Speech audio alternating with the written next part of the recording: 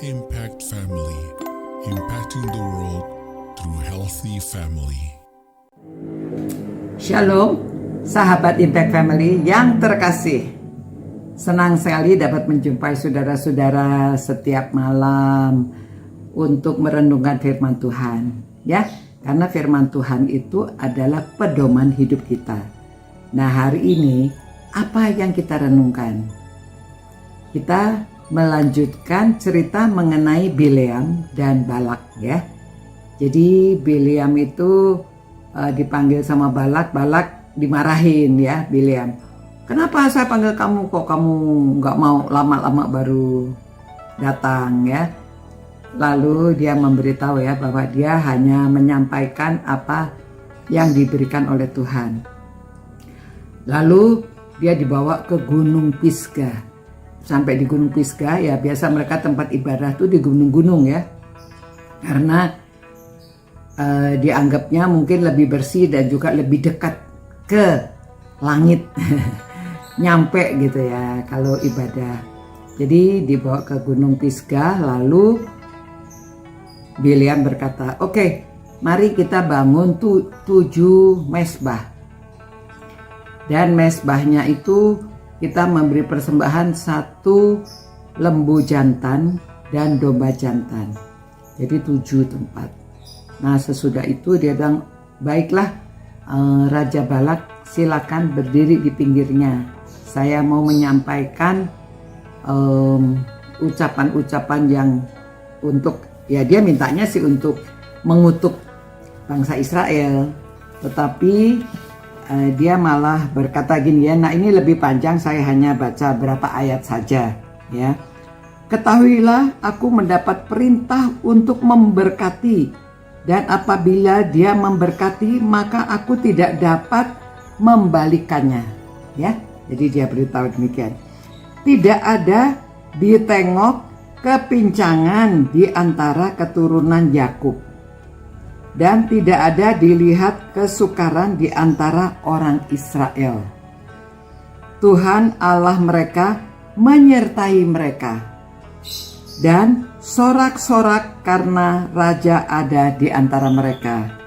Ya, dan seterusnya. Lalu raja bilang, "Loh, saya minta kamu mengutuk kok malah kamu memberkati?" Ya, dia bilang, "Habis bagaimana? Ini yang keluar dari mulut dia." Karena Tuhan yang memberi kata-katanya. "Ya, kalau gitu, ayo sekarang sekali lagi kamu harus mengutuk mereka." Dibawa lagi ke Gunung Peor, ya. Di Gunung Peor, lalu dia bilang, "Baiklah, di sini juga kamu membangun 7 mezbah. Lalu setiap mezbah itu harus ada 1 lembu jantan dan 1 domba jantan."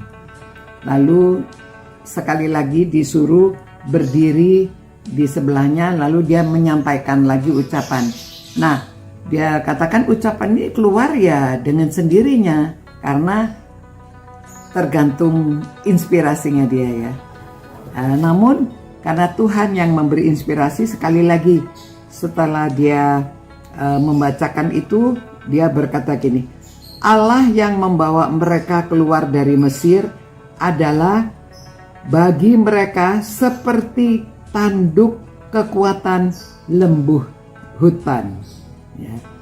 "Bangsa-bangsa yang menjadi lawannya akan ditelannya habis, dan tulang-tulang mereka akan dihancurkannya, dan akan ditembakkannya tembus dengan panah-panahnya." Ya. "Ia meniarap dan merebahkan, dan sebagai singa jantan dan sebagai singa betina, siapakah yang berani membangunkannya? Diberkatilah orang yang memberkati engkau, dan terkutuklah orang yang mengutuk engkau." Ya, ini seperti kata-kata kepada janji kepada Abraham itu, ya. Nah, sekali lagi, jadi si Raja Balak, "Loh, kamu kok masih memberkati mereka?" Lalu dia diusir, ya. "Sudahlah, nggak mau pakai kamu lagi. karena kamu disuruh mengutuk tetapi kamu sebaliknya memberkati.